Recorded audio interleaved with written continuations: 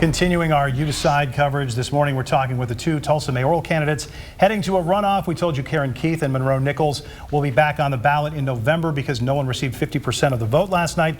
Joining me live in studio is Monroe Nichols. Thanks so much for being with us. Glad to be with you. We appreciate it. We know we're probably a little tired this morning.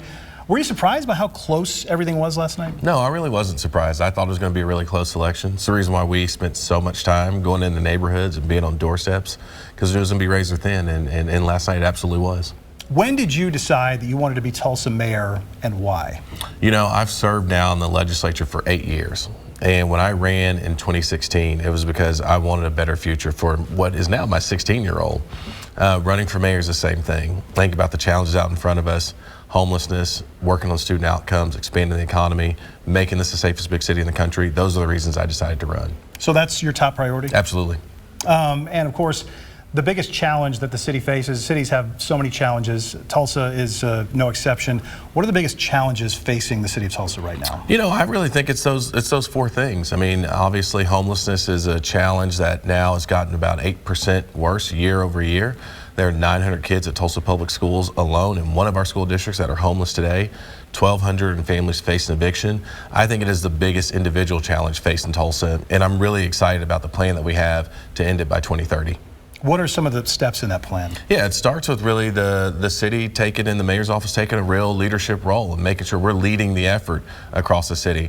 It also means we have to commit ourselves fully to getting the low barrier shelter done and making sure we're getting really good care coordination with all the wonderful service providers in this community, whether it is for mental health or substance abuse or physical health care. These are all the needs that people have. I spent some time out with folks who are unhoused all across this community. And spent about 90 minutes with each of them. And what I heard was a diverse set of reasons why folks are homeless. I think what we have to do as Tulsans is come together to figure out what do we have to do to meet those needs, to improve those outcomes, and make sure that this challenge, this crisis that we have now, is a thing of the past.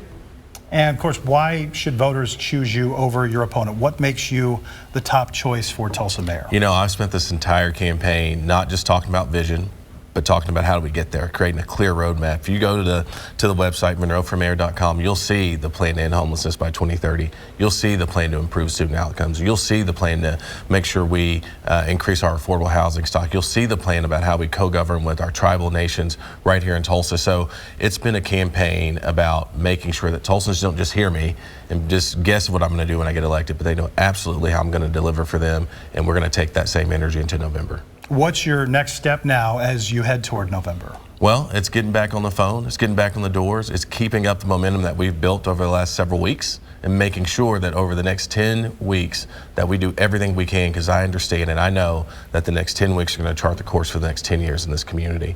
And I take that very seriously, and I'm excited to get back out and talk to voters. I would also imagine the expectation is voter turnout will be much greater in November. Yeah, and it's a good thing. More people now will vote in a Tulsa mayor's race than any other time before. It'll be driven by the presidential race. That means more people will have their voices heard on who their next mayor is, and I think that's a really exciting thing. Monroe Nichols, thank you so much for being with us. Again, Monroe and Karen Keith head to a runoff election. It will be held on November 5th.